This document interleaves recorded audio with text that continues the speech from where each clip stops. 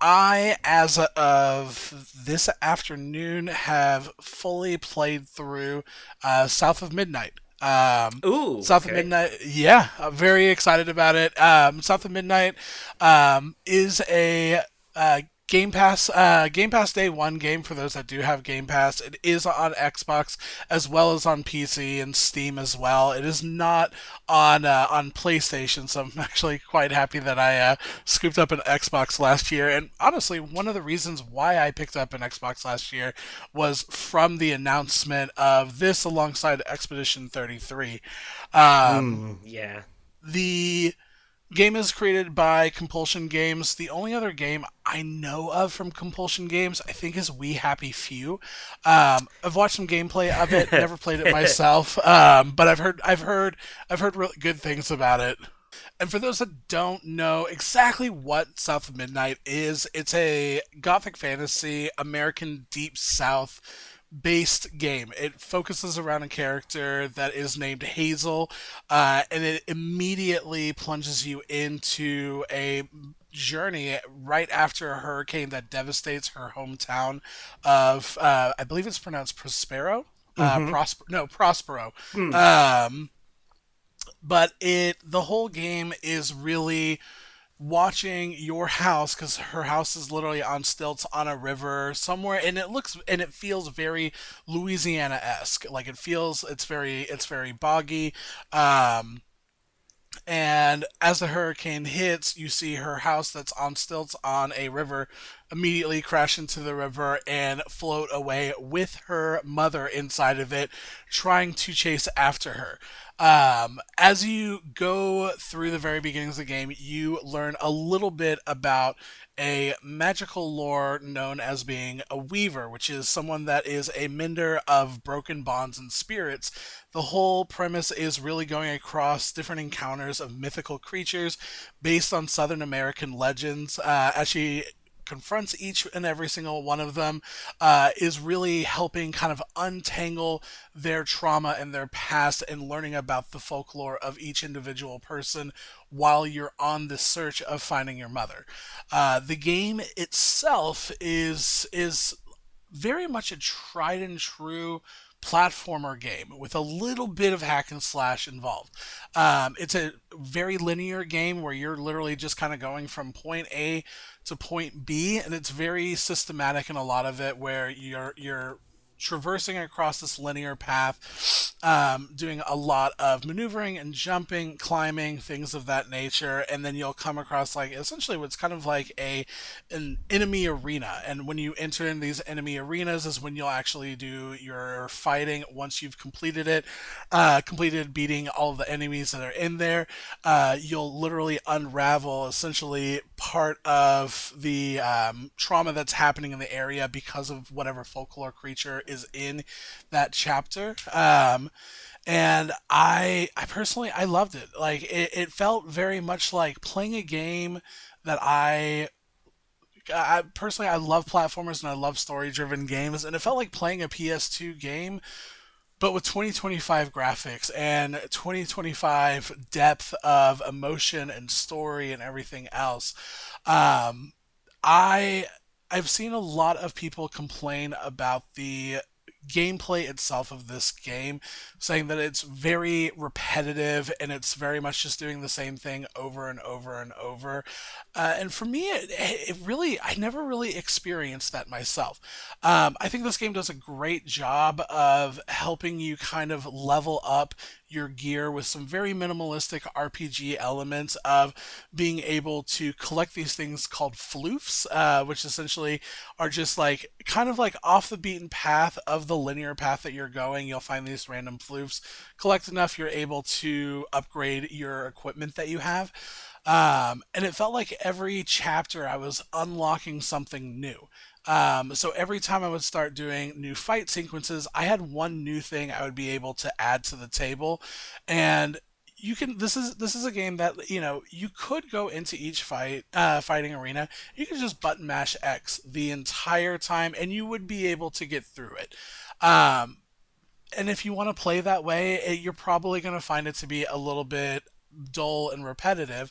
But there's enough options that it kind of felt like if you wanted to play it in more of like a Devil May Cry setting, because it does have that hack and slash feel to it, that I'm trying to make Hazel do the coolest things possible, the coolest combos, intentionally trying to get perfect dodges every single time, because you get an upgrade later on that will like essentially she like will do like a little burst of these threads around her that'll damage anyone that's near you as you're doing a perfect dodge, and it I thought it was gorgeous. I thought it was a lot of fun. The artwork of this game is incredible. It's a bit of like claymation and stop motion, kind of like I kind of felt like it was like a mixture of like what you would see in like James and the Giant Peach, and then combining it with Spider-Man Across the Spider-Verse. Like it was like those two worlds kind of blending in with this really unique and really impressive looking stop motion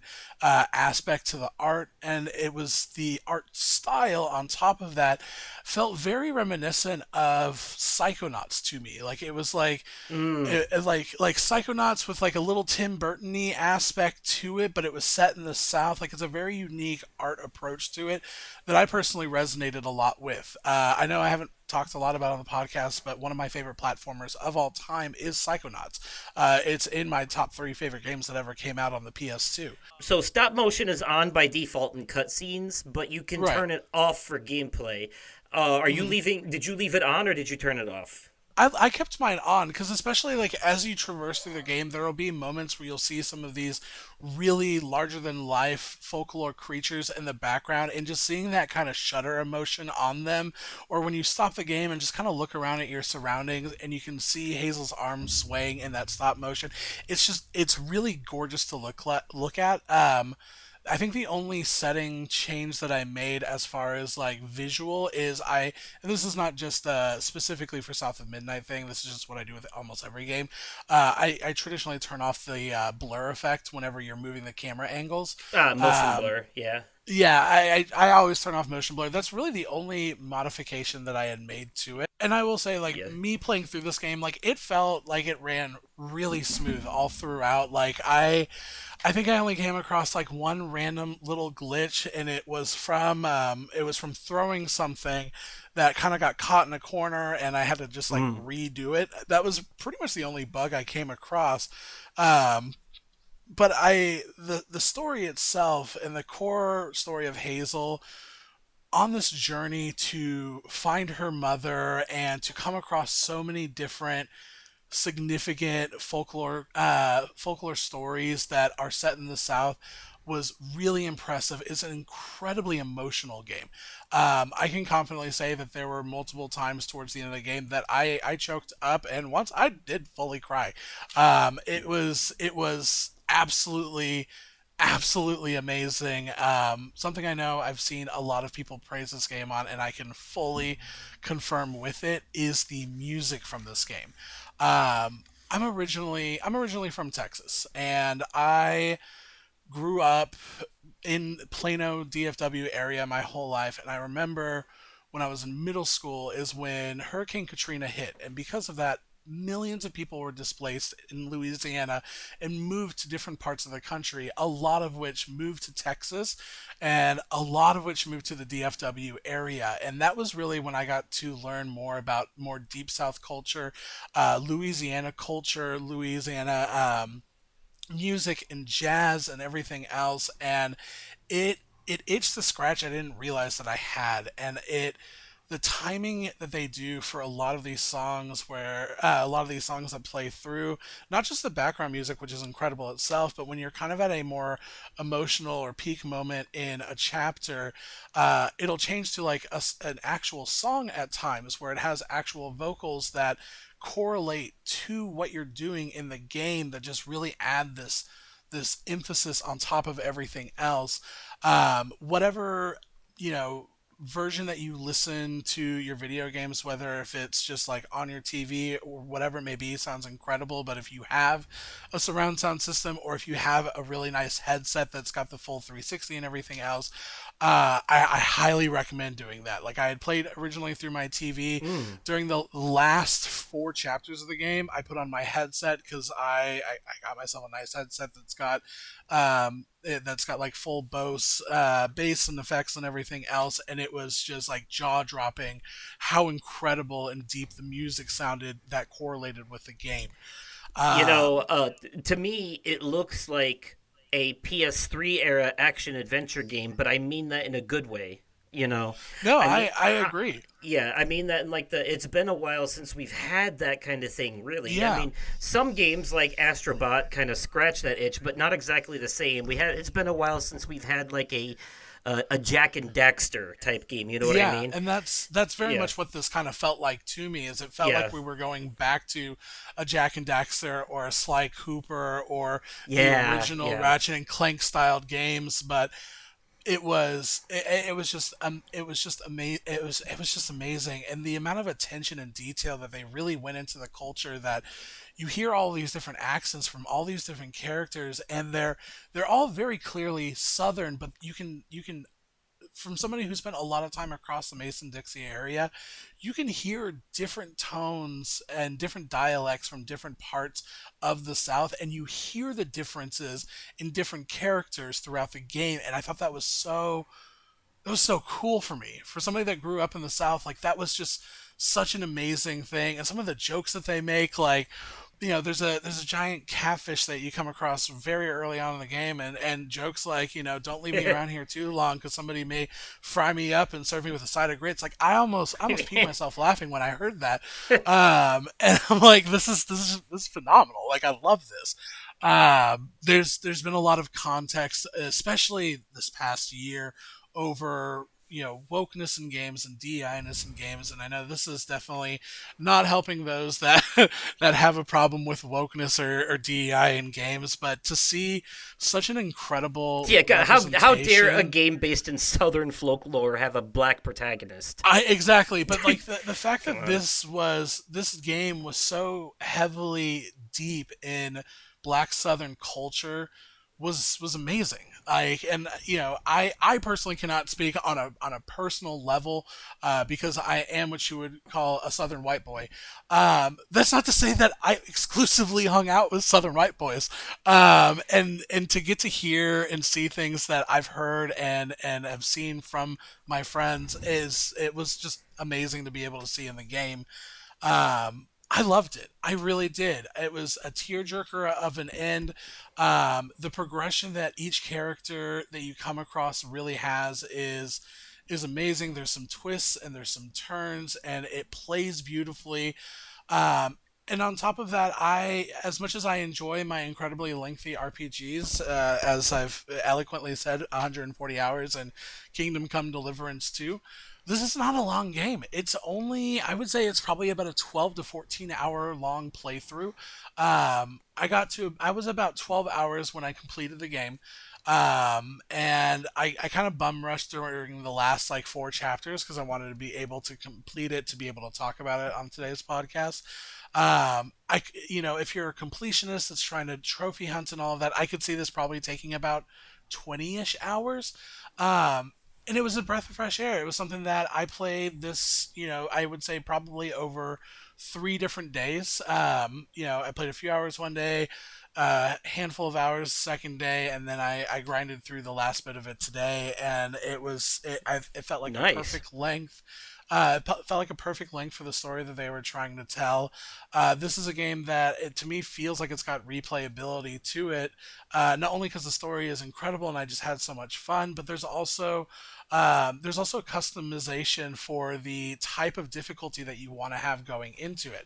I think that was a really cool and unique approach that they had. That you've got your traditional four levels of difficulty, which is like story mode, easy mode, balanced, and then I think it was called like Weaver or something. Their challenging mode, and that's the challenging mode is what I played it on because I'm a masochist who loves From Software games. But to be able to ramp it up even further through the customized version, and you can make certain parts more or easier if you want to be able to enjoy certain aspects, and make other parts really challenging. I thought was really really cool. I loved it. This is a game I personally I know will absolutely be in my top 10. It will be in my top 5 I think for 2025 in general. Oh, I'm nice. gonna give this honestly for me. I'm gonna give this a 9 out of 10. I loved it. I thought it was incredible. I thought it was fun. I thought it was fast paced. I enjoyed the gameplay and the fighting mechanics, despite what a lot of naysayers may say online. It's how you play it that really determines how much you're going to get out of it. If you're just trying to get through the bosses to see what the next scene is, and you're just trying to mash through it, yeah, probably not going to be the most fun gameplay experience for you. But if you're someone that wants to see how many different ways you can fight these haints, it's gonna be a lot of fun. I thoroughly enjoyed it, and man, I can't, Justin, I can't wait to hear you going through this playthrough because there's a lot of things I've omitted from this review because I know you're just freshly getting into the game. There's one character who you come across, I want to say, right before the first boss. I think it's like chapter 3 that becomes a permanent part of the story for the rest of the game that I Okay. adore, that I absolutely adore, and I hope that they make like either like a action figure or a plushie or something of this character because it's the coolest Oh, character. I okay. like I oh god, I love it. It's so cool. And I will say one thing that I will say I really again was just so impressed at the level of attention and detail that they took towards this game in the sense of respecting the original context and respecting the culture and everything else.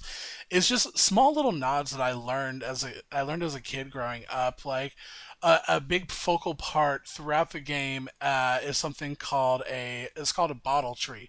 Bottle trees are literally like think of like a dead tree that doesn't have any leaves or anything on it, and at the ends of each branch you put an empty glass bottle on it, and what it's supposed to do is to help capture evil spirits.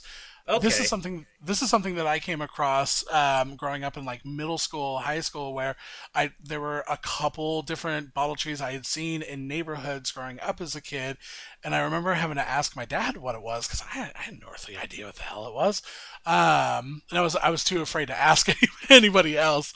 Um, and it was just like, oh, it has to do with like kind of like voodoo magic, but not voodoo magic, and explained it to me. He was like, and they also, he goes, if you ever see a house that has a front porch, like check out and see the color of the ceiling above them. And I was like, why? And they're like, because if they paint it like a light blue color, it's to help ward away evil spirits because they can't walk under that.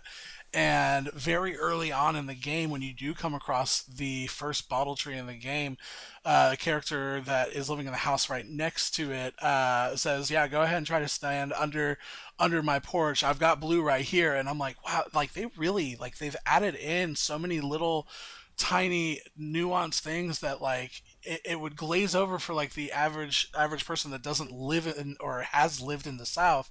But for me, like these are just like amazing tiny details I would have never expected them to add into this game that I really appreciate, and it made me homesick playing it. Like I know I talked about earlier how I'm going back to Texas next weekend, and if this kind of felt like a really great time for me to play South of Midnight because now I'm excited just to be in the area again.